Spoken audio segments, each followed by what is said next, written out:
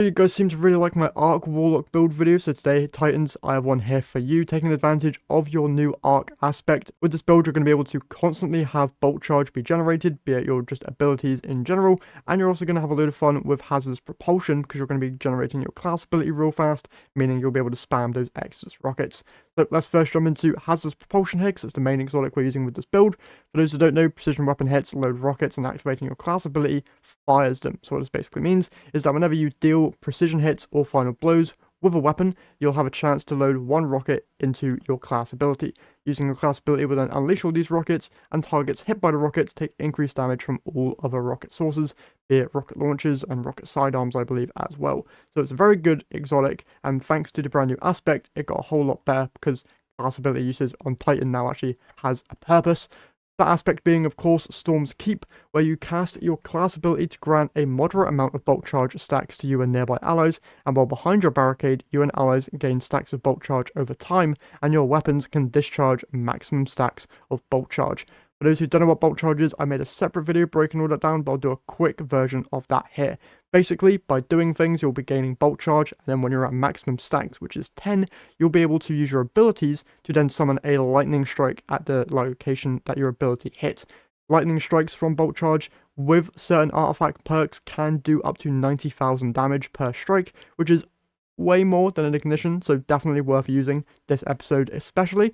And because of Storm's Keep ability to have your maximum stacks of bolt charge be used on weapon fire and have bolt charge stacks generate over time by standing behind your barricade, it's insane. You just put your Bradley barricade down in a boss fight, shoot into it, you're going to shoot out those Exodus rockets, and then you're just going to be constantly generating yourself bolt charge and summoning those lightning strikes, which is so fun. Next up for the aspects though, I have knockout here just for general survivability. When critically wounding a target or breaking their shield, infuse your melee attack with arc energy and increase your melee range and damage for a short time. Defeating targets with melees makes you amplified and restores a portion of your health. Defeating more powerful combatants increases the amount of health restored. Basic just survivability there, which is very good, and for some reason inside of the Nether activity will actually get you to full health. Now that's a bug which will probably get fixed, but for right now you can use that to your advantage if you're trying to get an expert version of that done.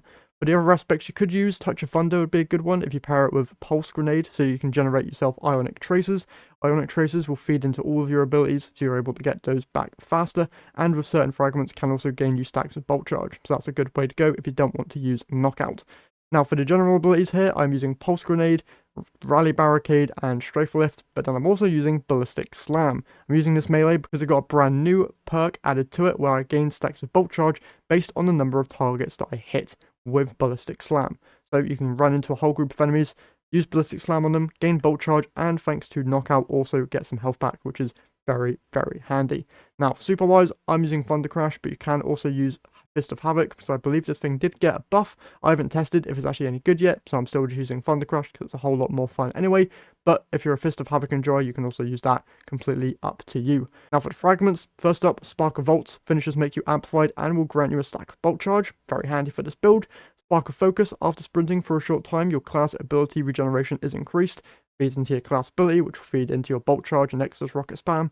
Very good option. Then I have Spark of Resistance, where while surrounded by combatants, I'm more resistant to incoming damage, just general survivability there. And then the main one is Spark of Frequency. Melee hits increase weapon reload speed and stability for a short time, which isn't the reason we're using it. We're using it for the brand new perk that was added to it, where while amplified, the effects are increased, and you gain increased stacks of bolt charge from all sources. That means that your new Titan aspect, Storm's Keep, is going to be granting you way more bolt charge than normal, and you'll also be gaining more bolt charge from your Ballistic Slam as well, which is very good. Now with the build stuff out the way, let's also talk about other ways you can generate yourself bolt charge thanks to the brand new perk Rolling Storm. In the gameplay here, you're seeing me use it on the brand new Dungeon Scout Rifle Unworthy. This is a Arc rapid fire frame scout and can come with Rolling Storm. Now there are other weapons that can come with Rolling Storm, but this is the one that I'm using here in this video.